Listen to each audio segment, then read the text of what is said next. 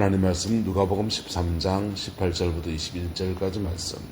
그러므로 예수께서 이르시되 하나님의 나라가 무엇과 같을까? 내가 무엇으로 비교할까? 마치 사람이 자기 채소밭에 갖다 심은 겨자씨 한 알 같으니 자라 나무가 되어 공중의 새들이 그 가지에 깃들였느니라.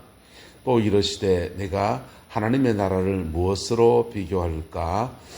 함께했습니다. 마치 여자가 가루 서말에 갖다 넣어 전부 부풀게 한 누룩과 같으니라 하셨더라. 아멘. 예수님께서는 겨자씨의 비유와 누룩 비유를 통해서 하나님 나라를 설명해 주고 있습니다. 하나님 나라는 굉장히 광대한 개념이지 않습니까? 그래서 뭐 단어를 가지고 설명하기가 어려워요. 장님이 코끼리를 만지는데 다리를 만진 사람은 코끼리는 마치 기둥 같아 이렇게 설명합니다. 장님이 코를 만진 사람들은요, 코끼리 코를 만진 사람들은 코끼리는 말이야 뭐 길쭉한 게 좀 그래, 뭐 관 같아 이렇게 하기도 하고, 코끼리 귀를 만진 사람들은 코끼리는 이렇게 보니까 팔랑팔랑한 게 날개가 달려있는 것 같아, 박쥐 같아 이렇게 말할 수도 있습니다. 그처럼 이렇게 다양성, 그 하나님 나라를 경험하여 나가는 측면에서 다양성이라는 것은 존재해야 합니다. 그래서 하나님 나라를 설명할 때 다면적인 접근들이 그렇게 필요한 거예요. 할렐루야. 그래서 근데 여러분 안에 어쨌든 하나님 나라 임하기를 예수 이름으로 축복합니다. 그래서 하나님 나라를 경험하는 것은 사람마다 편차가 있어요. 성향마다 편차가 있고 기질마다 편차가 있습니다. 한국의 고신, 합동, 통합, 감리교, 기장 이렇게 순복음 이렇게 교단들이 있지 않습니까? 교단마다 하나님을 표현하는, 하나님 나라를 표현하고 하나님을 경험하는 표현의 양태는 이렇게 달라지죠. 세상하고 접점을 가지고 함께 가야 된다라고 하는 그런 논리가 강한 데가 기장이나 감리교 같은 데입니다. 우리 통합 쪽도 그 중간점이 있고요. 합동은 이제 신앙은 하나님 앞에 서는 거지 하면서 세상과 좀 단절되어지려고 하는 성향이 강하고, 순복음은 뭐 성령론이 강하고, 이렇게 해서 하나님 나라를 경험해 가는데 이 다리를 만진 사람과 발바닥을 만진 사람과 다르듯이 편차가 조금씩 달라지는 거예요. 중요한 것은 바른 신앙 고백입니다. 할렐루야. 바른 신앙 고백 안에 서 있다면, 그리고 그 고백 안에 본인이 하나님 앞에 코람되어 그렇게 살아가는 것이 진실하다면 다양성은 존중되어야 한다라고 합니다. 생각합니다. 방언을 하느냐 안 하느냐, 뭐 통성기도를 하느냐 안 하느냐, 그거는 그 사람의 성향의 문제이고 그가 배운 신앙의 바탕의 문제이지요. 어쨌든 주님 앞에 바로 서는 저와 여러분 되시기를 예수님의 이름으로 축복합니다. 오늘 겨자씨 비유와 누룩 비유를 비교해서 말씀을 좀 나누려고 합니다. 겨자씨 비유는 작은 겨자씨 한 알이 큰 나무가 되어서 공중의 새들이 깃들이는 그런 모습으로 나타나는 것을 설명해 주고 있어요. 이건 하나님 나라의 외형적 모습이에요. 밖으로 뻗어나가는 하나님 나라의 모습을 말합니다. 또 하나는 누룩 비유입니다. 누룩 비유는 가루 서말에다가 물 붓고 우유를 부으면 맛있습니다. 버터도 좀 넣고 설탕 넣고, 그리고는 이게 반죽을 해서 막 치대잖아요. 치대서 글루텐이 나오도록 그렇게 글루텐 활성화되도록 막 치대가지고는 누룩 채를 이렇게 따뜻한 곳에 도마에 놔두면 부풀어 오릅니다. 어렸을 때 막걸리 술빵 먹던 기억납니까? 옥수수 술빵이라 이렇게 해가지고 부풀어 오르면 찜통에 넣고 쪄가지고는 툭툭 잘라서 그렇게 먹고 그랬지 않습니까? 그렇게 부풀어 오르는데 그 가루스말이라고 하는 건 그대로 있는 겁니다. 거기에 누룩이 들어가서, 작은 누룩이 들어가서 성질을 변화시켜서 거기 미생물이 활동하면서 부풀어 올라서 안에 내면의 변화가 일어나는 것을 말합니다. 저와 여러분의 내면 안에서도 영혼의 변화가 풍성하게 일어나게 되기를 예수 이름으로 축복합니다. 그리고 그 안에서 밖으로 뻗어나가서 가정과 삶과 교회와 내가 섬기는 동네와 이 지역사회 안에서 복음의 아름다운 빛을 발하는 아름다운 모습의 역사로 함께 어우러지게 되기를 예수 이름으로 축복합니다. 예수님은 마치 빛과 소금을 비유한 것과 비슷합니다. 빛은 어떻습니까? 빛은 밖으로 드러납니다. 세상을 밝힙니다. 그래서 세상에 빛이 되는 공동체, 여러분 교회가 대한민국 이 복음에 들어와서 140년 역사를 지나면서 수많은 시간과 순간순간마다 복음의 빛이 되어 왔습니다.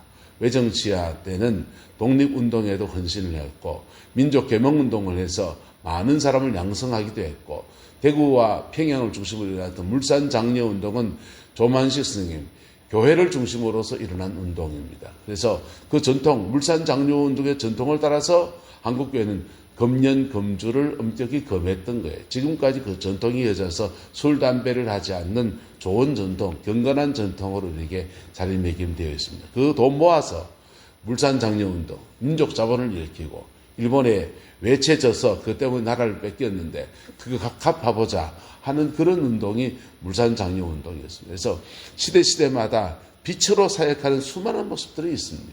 박정희 대통령 새마을 운동할 때 새마을 운동의 그 모체는 어디에 있습니까? 김용기 장로님의 가나안 농군학교 운동입니다.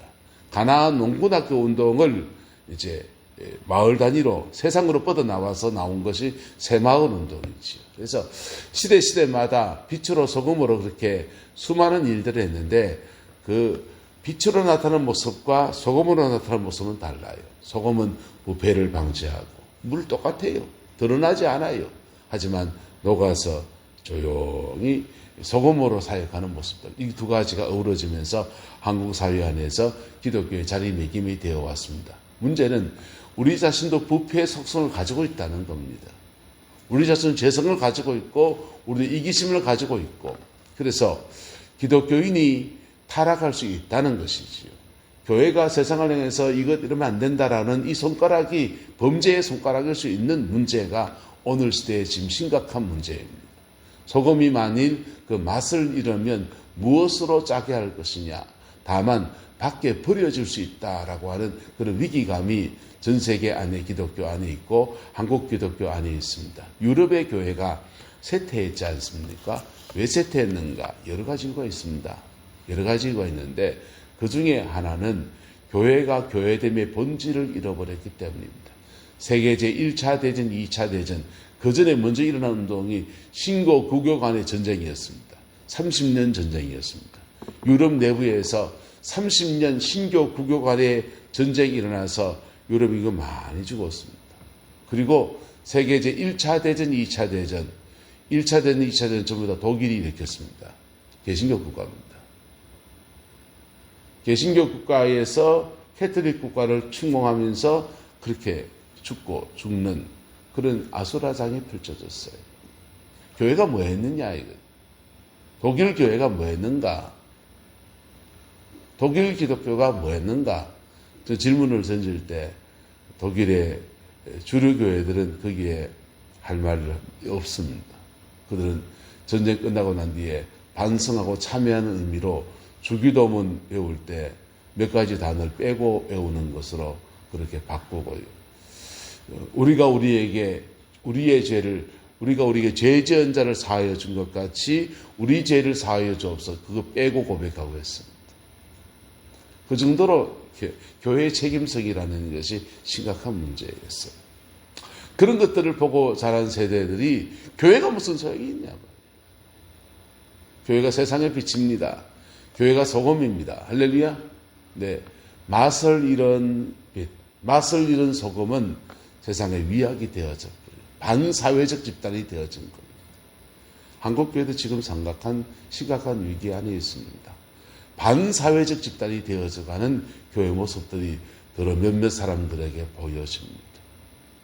네, 교회는 세상의 일원이고요. 세상 속에서 그리스도인들은 빛으로 소금으로 살아야 합니다. 할렐루야.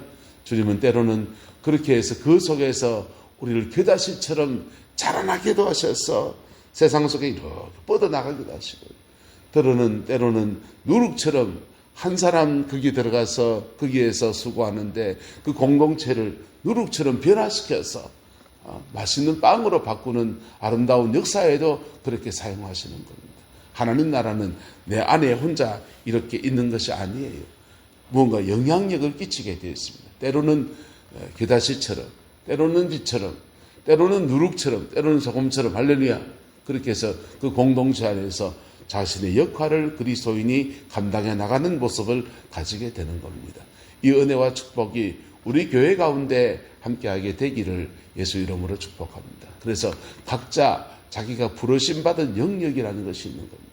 종교 영역에 부름받은 사람이 있고, 경제 영역에 부름받은 사람이 있고, 교육 영역에 부르심받은 사람이 있고, 자신의 주된 부르심 안에서 거기에서 빛으로 소금으로 또 누룩으로 그렇게 섬겨 나가고 수고해 나갈 때, 사실은 세상 속의 그리스도인이라는 것이 뭐 별다른 건 아니잖아요. 의사면 의사로서의 본분을 지키는 것이고, 자기됨을 지켜가면서 그 직업 안에서 그리스도 정신을 가지고 이렇게 사역해 나가는 것을 말하지 않습니까? 그럴 때 빵을 만드는 아름다운 역사, 그럴 때 소금으로서 그 시대를 살리고 썩지 부패하지 않게 지켜내는 아름다운 역사가 이루어지게 되는 것입니다. 근데 기독교가 너무 기득권이 되면 세상을 변화시키려 하지 않아요. 그리고 그 자기 기득권을 지키려고 하는 그런 성향성을 띠게 됩니다. 초대교회가 그래서 무너져 버렸고요. 로마교회가 그래서 무너졌고, 유럽교회가 그렇게 무너졌고요. 한국교회 지금 순서입니다. 무너지느냐 사느냐, 본질로 돌아가는 겁니다. 할렐루야. 신앙의 본질로 들어가서 세수는 세 부대에 붙는다는 마음으로 하나님 앞에 내 안에 그리스도의 포도주가 나를 적시고, 그 안에서 내가 작은 노력으로 내 삶의 자리에서 그렇게 열매 맺는 생을 살리라. 그 결단과 은혜가 저와 여러분과 함께하게 되기를 예수님의 이름으로 축복합니다. 우리에게 맡겨진 일이 가장 작은 일이 보일지 모르지만은 그 일에 수고할 때 하나님은 더 큰 것도 맡기시고요. 그 작은 일도 속에서 그 작은 일이 아니라 하나님 놀라운 역사로 그렇게 나타나게 될 수도 있습니다. 영국의 한 자매가 인도로 선교사 가려고 선교 훈련 다 받았습니다. 다 받았는데 그 파송을 얼마 앞둔 며칠 전 갑자기 비보가 날아들었습니다. 언니와 형부가 차를 몰고 가다가 죽었다는 겁니다. 조카애들이 5명이 있는데 5명의 조카애들이 돌볼 사람이 없다는 거예요. 장례식에 참석하고서는 이게 참 마음이 고민스러운 겁니다. 인도로 가서 선교사가 될 것인가, 이 고아가 되어버린 5명의 아이들을 돌볼 것인가, 고원에 보낼 것인가, 선택의 기로에 있었습니다. 이 자매가요, 다 내려놓고 5명의 아이들의 엄마 되겠다 하면서 자신의 인생을 5명의 아이들의 어머니 되는 것으로 헌신합니다. 그리고요, 한 10년이 지났습니다. 인도로 5명의 선교사가 나갔습니다. 할렐루야. 큰 겁니다.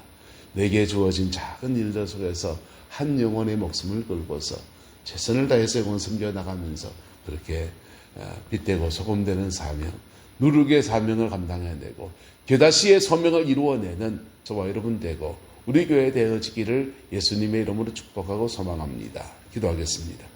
좋으신 아버지 하나님, 주님의 은혜와 사랑을 감사합니다. 날마다 주 예수 그리스도 그 이름의 역사가 이루어지게 하시고 아버지의 그 뜻이 응하여지는 은혜가 있게 우리 하나님 인도하여 주옵소서.